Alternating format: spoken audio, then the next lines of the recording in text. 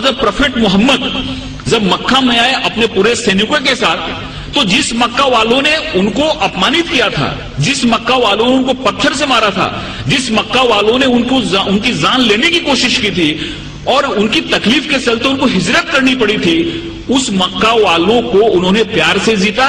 और वो मक्का की जो फतह थी, ऐसी फतह थी जिसमें खून का एक कतरा भी नहीं बना। प्रोफेट मोहम्मद को जितना अपमानित किया गया था, प्रोफेट मोहम्मद की जिंदगी को जितनी तकलीफ दी गई थी, अगर वो चाहते तो जिस समय उन्होंने मक्का में प्रवेश किया, मक्का की फतह की, उस समय हजारों लोगों का कत्ल करा सकते थे, लेकिन एक भी खून का कतरा नहीं बहा और बड़े प्यार और मोहब्बत के साथ उन्होंने मक्का को फतह किया। इससे यह बात सामने आती है कि शांति और अमन इस्लाम का मकसद है। तलवार उठाई उन्होंने, तलवार इसलिए उठाई कि तलवार उठाने का उनको हुक्म था, मजबूरी थी तलवार उठाना, कि अगर तलवार नहीं उठाते तो मजहब का क्याम नहीं हो सकता। और हर एक जगह गीता में भगवान श्री कृष्ण ने अर्जुन को कहा कि तुम लड़ाई करो, अगर तुम लड़ाई नहीं करोगे तो धर्म की स्थापना नहीं हो पाएगी। अर्जुन वहां से भाग रहा था, अर्जुन ने बोला कि फिर नहीं चला था, क्योंकि मेरे सामने तो हमारे सारे रिलेटिव बैठे हुए हैं। भगवान श्री कृष्ण ने कहा कि यहाँ पे धर्म की स्थापना के लिए तुमको लड़ाई करनी पड़ेगी, तुमको लोगों को मारना पड़ेगा। अगर तुमने लड़ाई नहीं की तो धर्म की स्थापना नहीं होगी। तो एक विशेष परिस्थिति में हमको लड़ाई करने की भी जरूरत होती है। वैसे ही प्रोफेट मोहम्मद ने अगर लड़ाई करने की बात की तो वहां पे की जहां पे लड़ाई करना मजबूरी था, और वहां पे अगर लड़ाई नहीं होती तो शांति की स्थापना नहीं होती।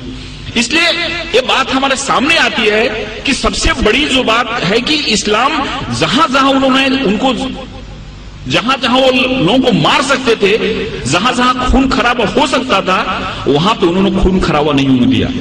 कभी कभी उन्होंने अपने को खुद अपमानित भी हुए, जैसे कि बहुत लोगों को मालूम हुआ कि सुलह हुदैबिया जो एक करार हुआ, एक जो मायदा हुआ, उसमें बहुत सारे ऐसे टर्म थे जो टर्म उनको कबूल नहीं थे, इस्लाम के मानने वालों को, मुसलमानों को कबूल नहीं थे।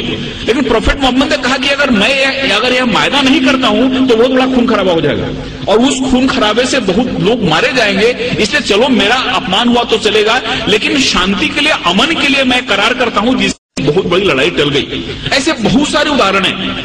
एक बार एक यहूदी का जनाजा जा रहा था और प्रोफेट मोहम्मद अपने लोगों के साथ बैठे हुए थे। उन्होंने जब जनाजा देखा तो उठ के खड़े हो गए। उनके लोगों ने कहा कि ये तो मुसलमान का जनाजा नहीं, ये तो एक यहूदी का जनाजा है। तो मोहम्मद ने कहा, प्रोफेट मोहम्मद ने कहा, क्या यहूदी इंसान नहीं होता?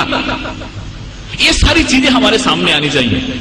उस बूढ़ी औरत की कहानी मालूम है कि उसको ऐसा लगता था कि यहाँ पे इस्लाम बढ़ रहा है, मोहम्मद नाम का ऐसा शख्सियत है जो सबको इस्लाम में ले जा रहा है, इसलिए वो गांव छोड़ के जा रही थी।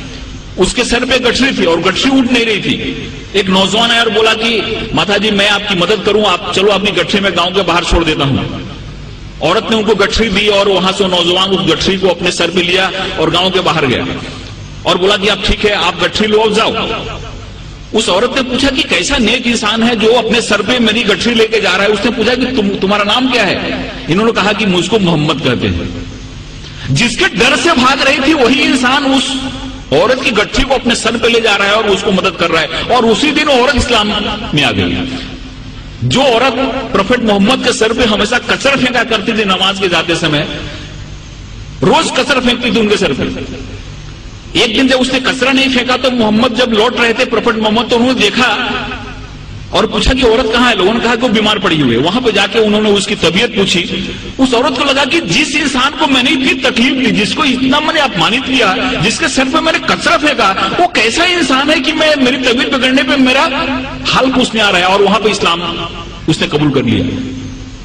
एक चीज लोगों के सामने आना चाहिए, ये जो तहम्मुल है, ये जो हमारी सहिष्णुता है, ये जो हमारा एक इंसानियत के प्रति प्रेम है, ये हदीस में और प्रोफेट मोहम्मद की जो सुन्नत है, ये जब हमारे लोगों के सामने आती है तो हमको समझ में आता है।